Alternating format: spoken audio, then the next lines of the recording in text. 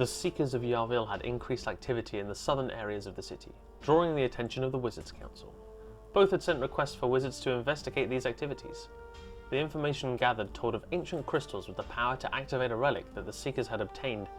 After many wizards clashed in the ruins, the Wizards' Council had managed to obtain the most scrolls, giving them the upper hand in the search for the crystals. Both the Wizards' Council and the Seekers of Yarville put out contracts for wizards to once again venture deep into the frozen city to find them.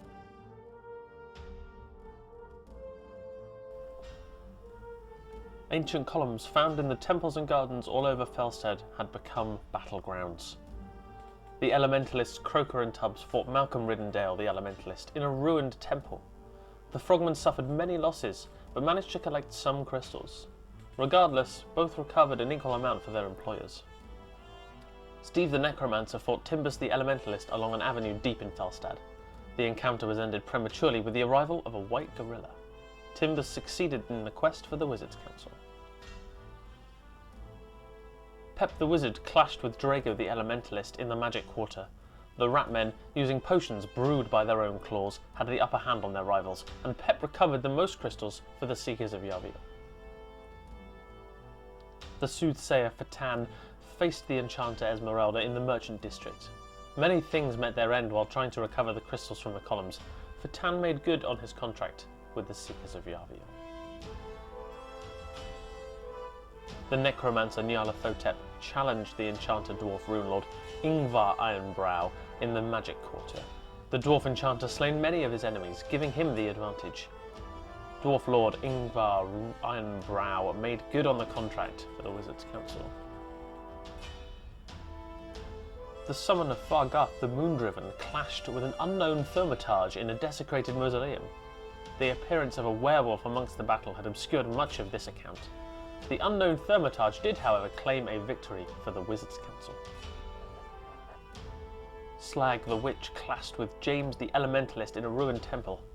Slag and his lizard folk vastly outnumbered James and his warband, leading to heavy losses for the humans.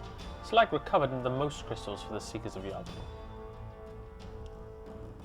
The Elementalist Ticklenips the Explorer fought the summoner Professor Porkins in the Merchant District. It seems that neither wizard had been provided the correct information on where to find these crystals, and so neither recovered any for their employers. Dugarav the Witch skirmished with Chancer Trollrain the Illusionist at the Eastern Walls. Dugarav drove back the Orc assault, but not before they had pillaged some of the crystals. Both recovered an equal amount for their employers.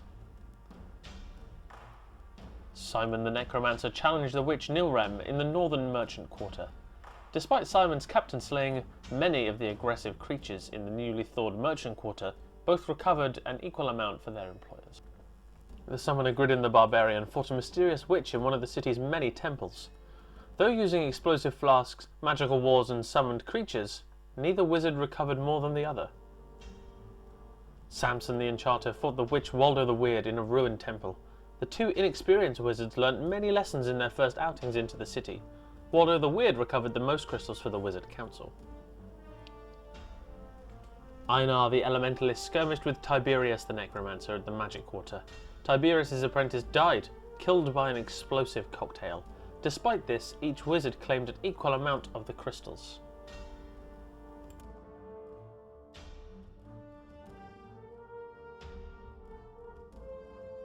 With the Wizards' Council in possession of the majority of the crystals, the Seekers of Yarville do not have enough to complete their plans. The Wizards' Council are keen to have the crystals destroyed once and for all, while the Seekers will be paying well to get more. The crystals cannot be destroyed by conventional weapons, magic or tools. They must be destroyed at one of the many null altars, which can be found throughout the city ruins. You must decide, whose call will you answer? Retrieve or destroy the crystals?